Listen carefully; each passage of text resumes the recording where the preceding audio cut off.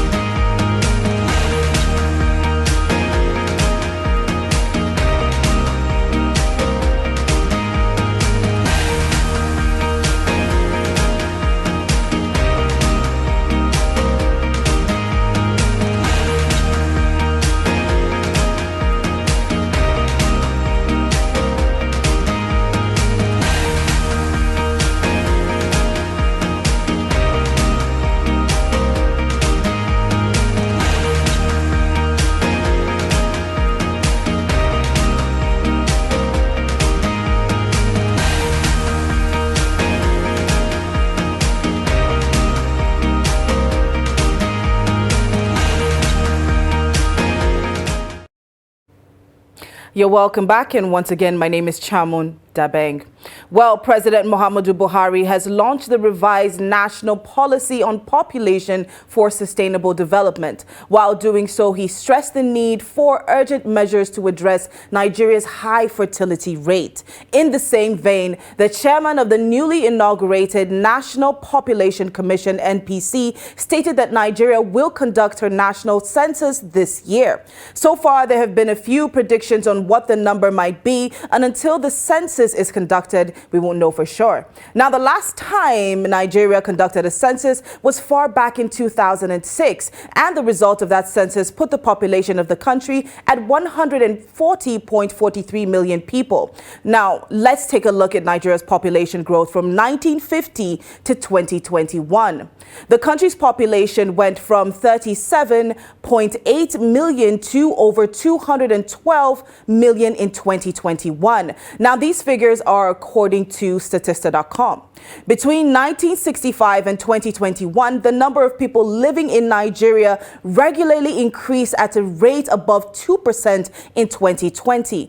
The population grew by 2.58% compared to the previous year. Another estimation of Nigeria's population growth says the country is growing at a rate of 3.75% every year, indicating a doubling of the population every 22 years. Nigeria is currently the most populous country in Africa, and based on predictions and estimations, the country is well on its way to overtake the United States of America and become the third most populous country in the world.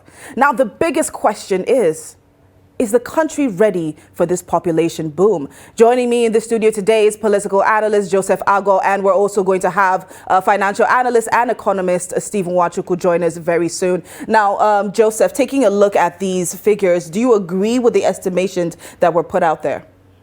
They are very fair numbers. They're not outrageous. I think the numbers are they're numbers that we can work with. So I have no issues with the numbers as we have them there. All right, so you wouldn't describe the country as overpopulated, because there are a couple of, should I say, economists or, people, analysts who have come out to predict Nigeria's population and what it's going to be in the next couple of years and what we are today. And it's basically seeming as though in the next couple of years, we're going to be very much overpopulated. I think Nigeria is not overpopulated. The question has always been how resources are distributed and how much work we have put into our developmental plans over the years. So Nigeria is not overpopulated. We have just had very serious issues around population management. And a lot of our politicians see population just for political value.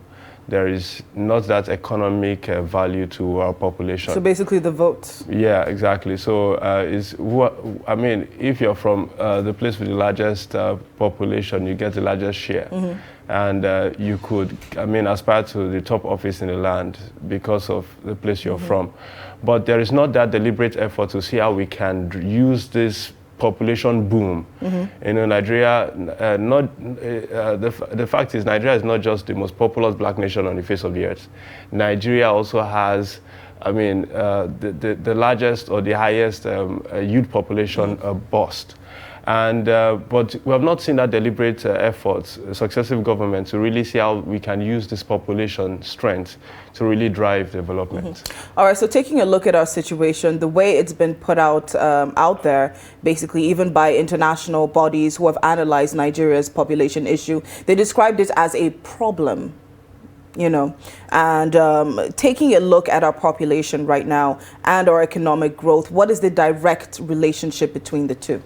You know, population fundamentally is not a problem.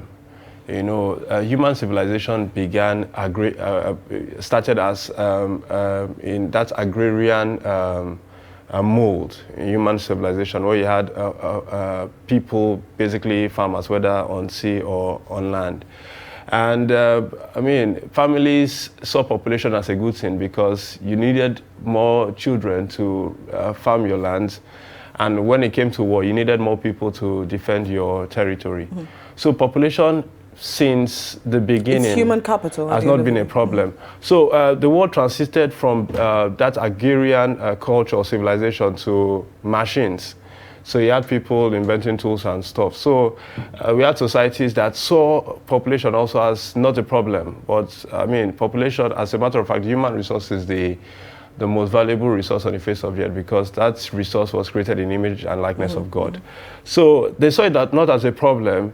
It was a tool to be used. In one hand. I mean, when the human civilization transited into the era of machines, policy makers, most especially in the West and some parts of the Middle East and the eastern parts of the world, were able to give the average individual skills. You had the tool in one hand and you had the weapon of war in the other hand. So, and now this we have seen us move from that the era of machines and industrialization. We're now in the information age. You know, there's talk about Web3 and stuff like that. But these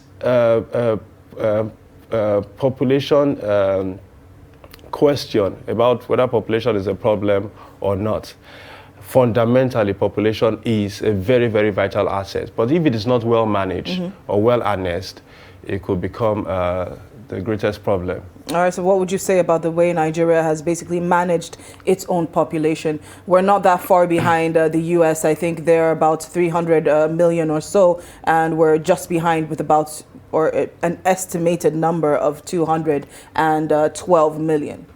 I mean, we have not so far managed our population very well. I mean, the most critical assets, you know, there are countries in this world that don't have as much resources as we have, but because they have a very well oiled and harnessed human capital, I mean, they're topping us in GDP and topping us in all other forms of statistics. But essentially, we have not seen investment go into social building, into social infrastructure, or building human capital. I mean, look at our schools. I mean, public education is decaying. Healthcare is a problem. We are losing a lot of people. I mean, I mean, some months ago, I saw a story about a PhD student that lost his life at one of the teaching hospitals in Nigeria. So you have capable and very high caliber human resource being lost because of falling healthcare. I mean, they are not properly harnessed. Look at how much we churn out, I mean, the curriculum in our educational system. So there is not even enough investment in critical infrastructure that would even ensure productivity. Internet, for example, is still a big problem in many parts of Nigeria. The cost of electricity is a big problem.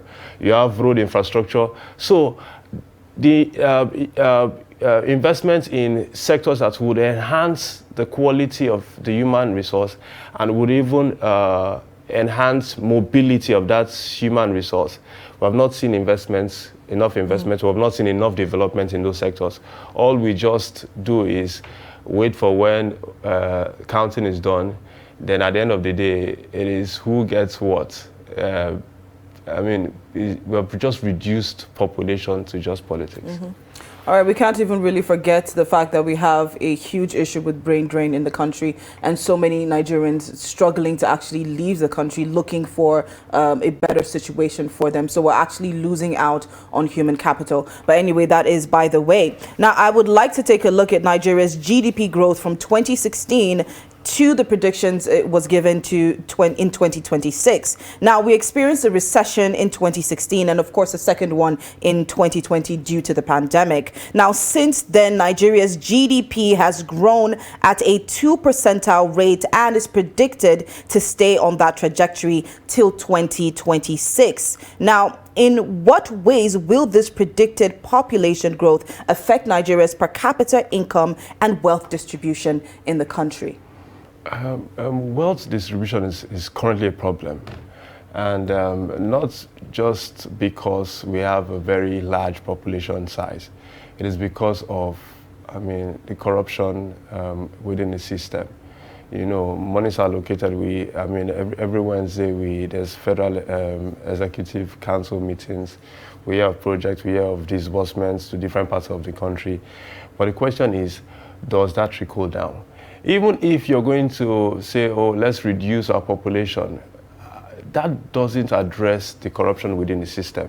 As a matter of fact, I've viewed the clamor around reducing our population. I see it as an elitist sentiment. You know, there are people that have, because of their large and larger than life living, they've created poverty all around them. So they're afraid about the poor people rising up and coming for them? Coming after them. So it's purely elitist. You know, the political elite is concerned about its safety and security. But what we need as a nation is a visionary leadership and development engineers, people that can see this very, very wonderful human resource that God has given us and see how we can use it to drive development. I mean, look at brain drain, for example. We have doctors, we have lab scientists leaving the country in their numbers. The question is, the reason why they are leaving is because there are parts, other parts of the world that need that sort of human resource. The question is, we need this human resource even more than these other countries that are coming to recruit our doctors. But because there is not that plan to see how we can cause that comfortable and very conducive environment within the medical sector to make it attractive even for people from other African countries. We have people living in their numbers to these other countries. So it's essentially, population is not a bad thing.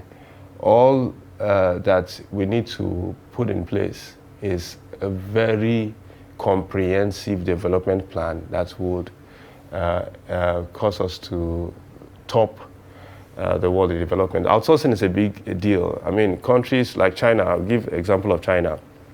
All right, sorry, before you give that example, we have to take a short break, and when we get back, we're going to continue on the discussion, and you definitely get to China's example. All right, we'll be right back. From all around the world, our news is factual and concise, giving you fresh news as it breaks. Nigerians in the diaspora have the Now, one tricycle rider feared death. Troops fighting Boko Haram and ISWAP. Although the government has made repeated commitments to make the country attractive. When I sit on the news desk every day, there's a deep sense of responsibility that overwhelms me. A responsibility to deliver a message to our viewers in the most professional way possible. Knowing that there's a lot of fake news flying around mainstream and social media daily, we owe it to the public a responsibility to bring well-researched and responsible reportage to the table. With Trust TV, your show of a news and documentary channel you can trust. Trust TV, documenting the Nigerian story.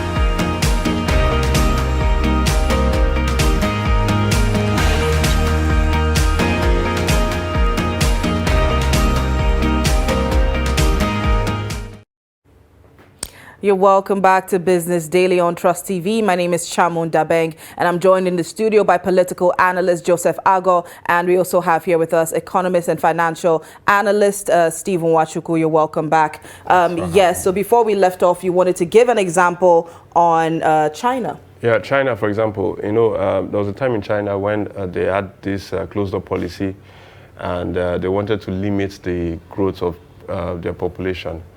And of course, the one-child policy. Of course. And of course, you know, we saw how it was drama in China.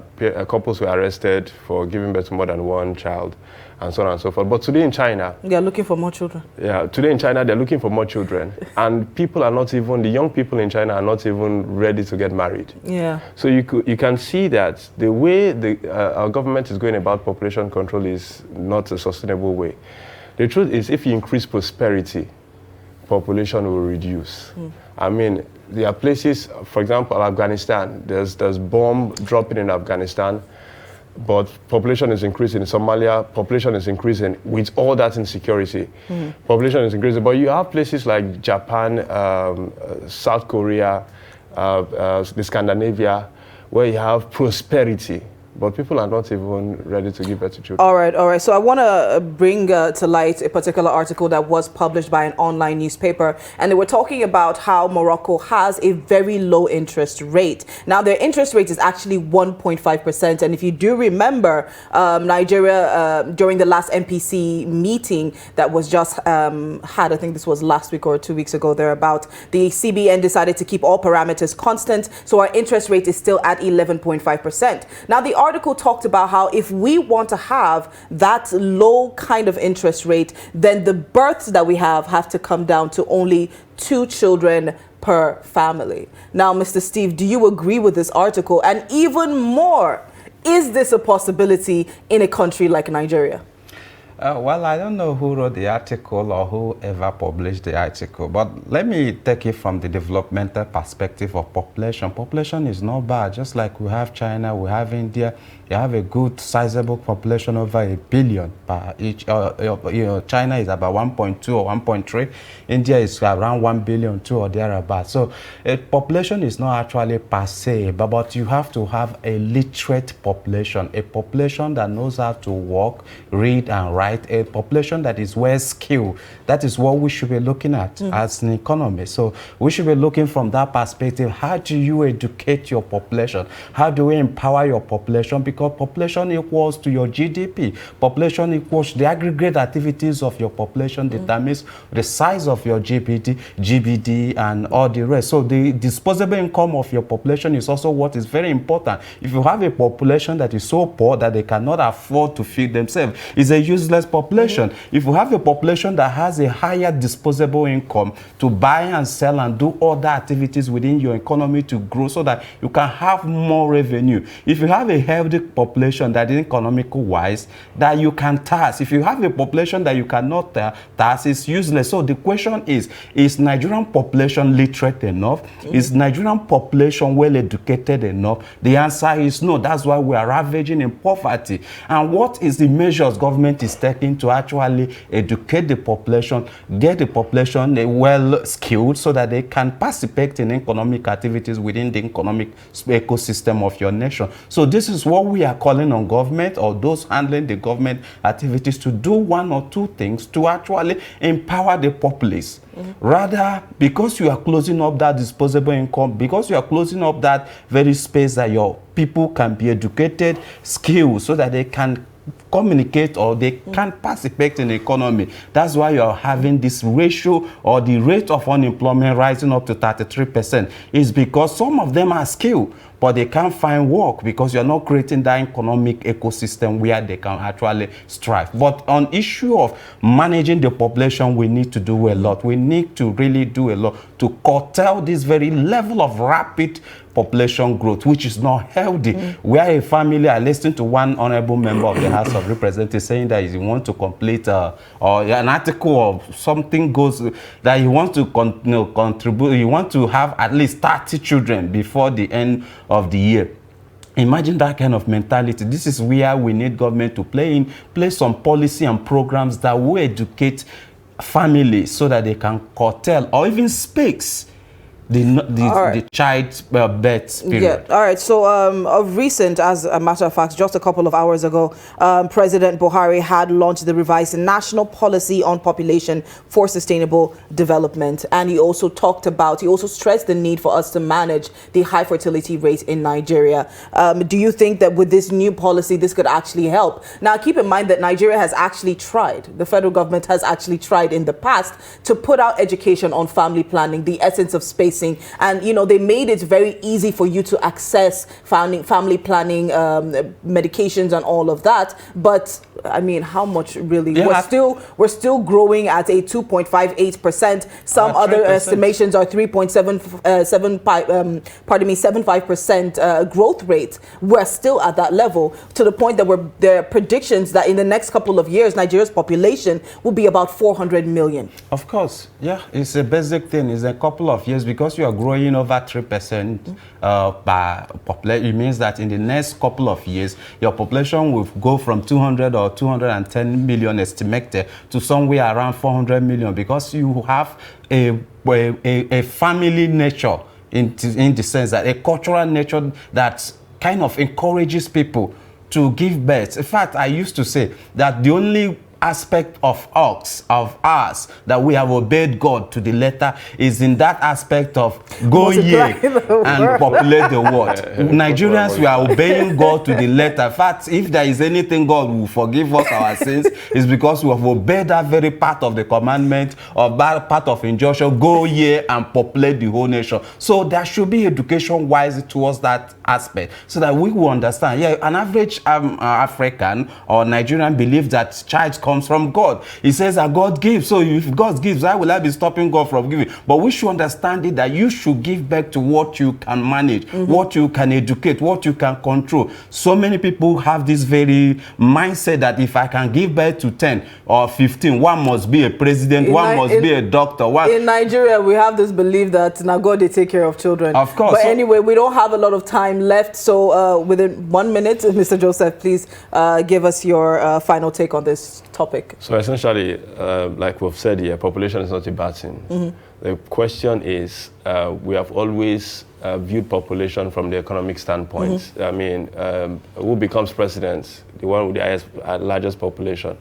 But we have not really examined the economic benefits of a very large population. So it's very, very important, as much as the government wants to. First of all, the timing is problematic. How can you schedule census when you're almost out the door? But it is not too late anyway for the governments to really come up with a plan that will see how this large population, this growing and ever-expanding population, can be tooled for serious economic benefits. All right, so unfortunately we don't have enough time left, but yes, we do have a huge pool of human resources, and it's time for the government to actually take advantage of that and use it to, you know, help us out, help us build our own economy. It's definitely a possibility. Other countries have done it, and we can also do it too. All right, so we've come to the end of our show for today, and I would like to thank my guests in the studio. Thank you so much, Mr. Steve, and thank you so much, Mr. Joseph, for being a part of the show. And to our viewers out there, thank you so much for tuning into Business Daily. Don't forget to follow us on our social media platforms. You can find us on Instagram, Facebook, and YouTube. All you need to do is look up Trust TV News. Well, once again, my name is Chamun Dabeng. Come back again for more Business Daily. Let's talk numbers.